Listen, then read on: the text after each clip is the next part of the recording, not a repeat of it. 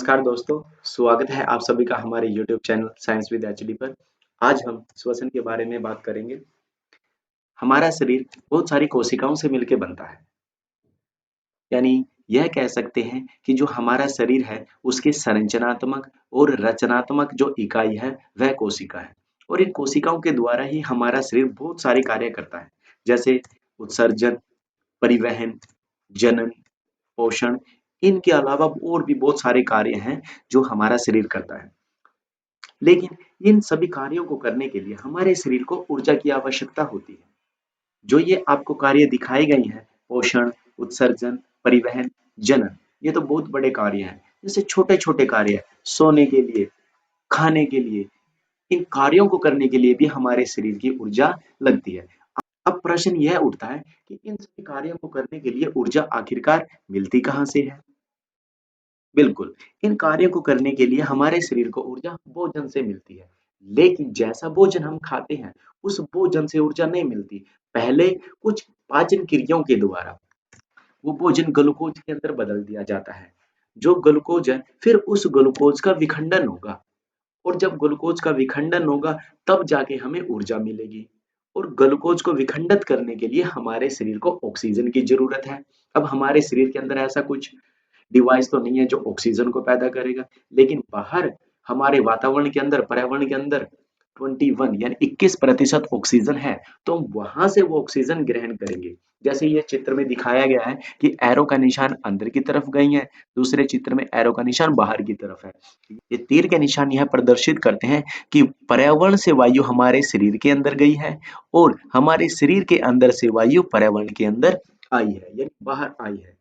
तो हम ये छोटी कक्षाओं में पढ़ते हैं, ऑक्सीजन हमारे शरीर के अंदर जाती है और बदले में कार्बन डाइऑक्साइड हमारे शरीर से बाहर निकलती है।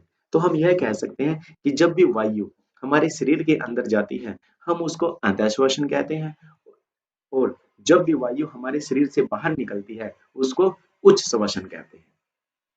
वायु हमारे शरीर के अंदर गई और वायु हमारे शरीर से बाहर निकल गई। इस प्रक्रिया को हम सांस लेना कहते हैं और इस सांस लेने से जो ऑक्सीजन हमारे शरीर के अंदर गई है, वो क्या करती है, भोजन को यानी ग्लूकोज को विखंडित कर देती है, जिसकी वजह से हमें ऊर्जा मिलती है। इस प्रक्रिया को श्वसन कहते हैं।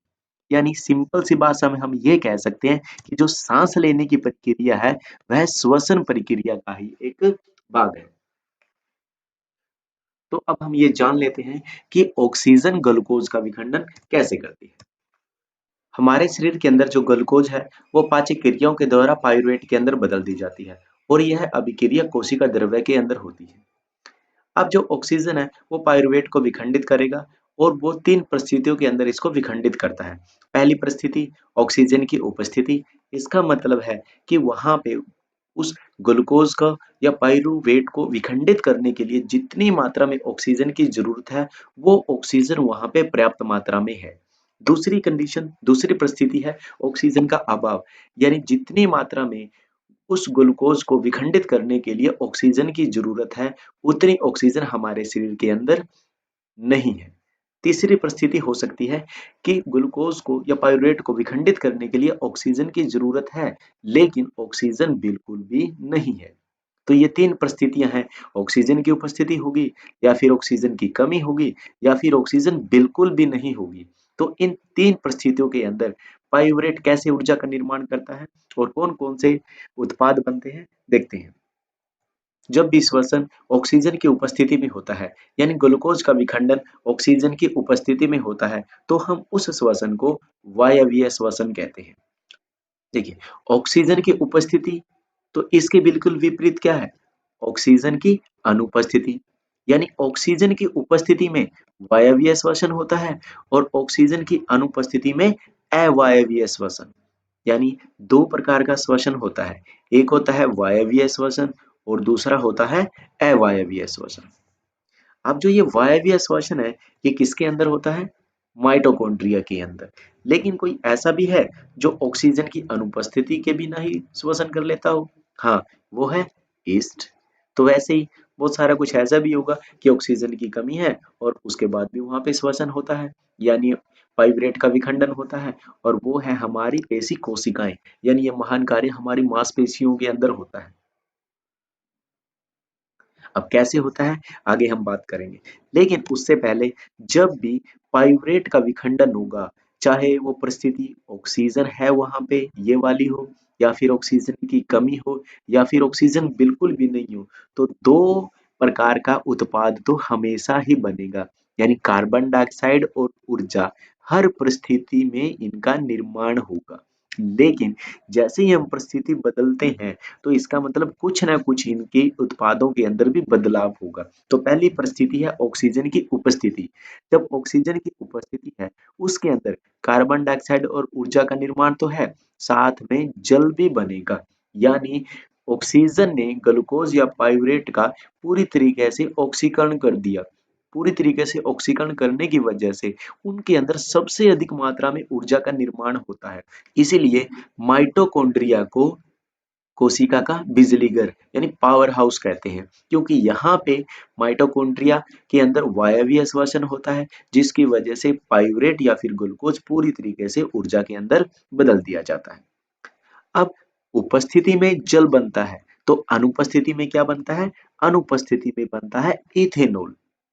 क्यों? क्योंकि यहाँ पे ऑक्सीजन की अनुपस्थिति है, ऑक्सीजन नहीं है, ऑक्सीजन ना होने की वजह से इनका पूरी तरीके से ऑक्सीकरण नहीं होता और और उत्पाद इथेनॉल बनता है। अंतिम परिस्थिति है अभाव, और जब भी ऑक्सीजन के अभाव में अभिक्रिया होगी, तो मांसपेशियों के अंदर लैक्टिक अम्ल का निर्माण होता है। अब होता कैसे है? देखिए, जो हमारी मांसपेशियां हैं, वो हमारे चलने फिरने यानी किसी भी प्रकार की क्रिया करने के लिए मांसपेशियां काम में आती हैं। जब भी हम एक्सरसाइज करते हैं या कोई भारी वस्तु उठाते हैं, तो हमारे शरीर की ऊर्जा खर्च हो जाती है, तो हमारा शरीर थक जाता है, हम थकावट महसूस करते हैं। वह इसलिए होता है क्योंकि हमारे शरीर की ऊर्जा खर्च हो गई। तो उस ऊर्जा की भरपाई करने के लिए हमारा शरीर ऊर्जा का निर्माण करेगा, और हमारा शरीर ऊर्जा का निर्माण किसकी वजह से करता है? ऑक्सीजन। तो ऑक्सीजन एक सीमित मात्रा के अंदर हमारे शरीर में जाती है, लेकिन हमारे शरीर को ऊर्जा की अधिक जरूरत है, और वो ऑक्सीजन उतनी मात्रा में ऊर्जा का निर्माण नहीं कर पाती। तो वो उसके बाद हमारी जो मांसपेशियां हैं, वो क्या करती हैं कि ऑक्सीजन की भरपाई तो नहीं हो पाएगी, हम बिना ऑक्सीजन के ही ऊर्जा का निर्माण कर देते हैं। तो हमारी मांसपेशियां बिना ऑक्सीजन के ऊर्जा का निर्माण करती हैं, तो उसका फिर इनको खामियाजा भुगतना पड़ता है। फिर इनके अंदर लैक्टिक अम्ल का निर्माण होता है, और जैसे ही लैक्टिक अम्ल का निर्माण होगा, तो हमारी जो मांसपेशियों के अंदर ऐंठन या फिर दर्द होना शुरू हो जाता है। तो जब कभी भी आप लोग एक्सरसाइज करते हो और उसकी वजह से मांसपेशियों के अंदर दर्द या फिर ऐंठन हो, तो इससे छुटकारा पाने का बहुत ही एक आसान सा तरीका है कि आप उस गर्म पानी से नहा लो या फिर किसी से मालिश करवा लो, तो आपको इस ऐंठन से और मांसपेशियों के दर्द से छुटकारा मिल जाएगा। अब इस ग्लूकोज के विखंडन के दौरान हमने दो प्रकार के श्वसन के बारे में बात की है, वायवीय श्वसन और अवायवीय श्वसन। अब इन दोनों के अंतर के बारे में हम जानेंगे। वायवीय श्वसन और अवायवीय श्वसन में क्या क्या अंतर है? वैसे तो हम इन अंतरों के बारे में बात कर चुके हैं। देखिए, सबसे पहला क्या था कि वायवीय श्वसन कब होता है? ऑक्सीजन की उपस्थिति में। अवायवीय श्वसन कब होगा? इसका विपरीत है, यह ऑक्सीजन की अनुपस्थिति में होता है।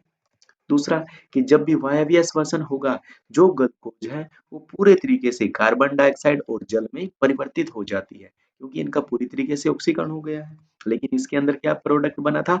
इथेनॉल बना था। कार्बन डाइऑक्साइड तो है ही है, साथ में क्या बना था? इथेनॉल बना था। थर्ड क्या है कि जब भी वायवीय श्वसन होगा, ऊर्जा का निर्माण बहुत अधिक होगा, और इसके अंदर अवायवीय के अंदर ऊर्जा का जो निर्माण है वो बहुत कम होता है। अगर चौथे अंतर के बारे में बात करें, हम बता ही चुके हैं कि इसमें ग्लूकोज का पूर्ण ऑक्सीकरण होता है, अवायवीय में ग्लूकोज का ऑक्सीकरण पूरा नहीं हो पाता। हाँ, आपको बताया था कि बहुत अधिक ऊर्जा का निर्माण होता है।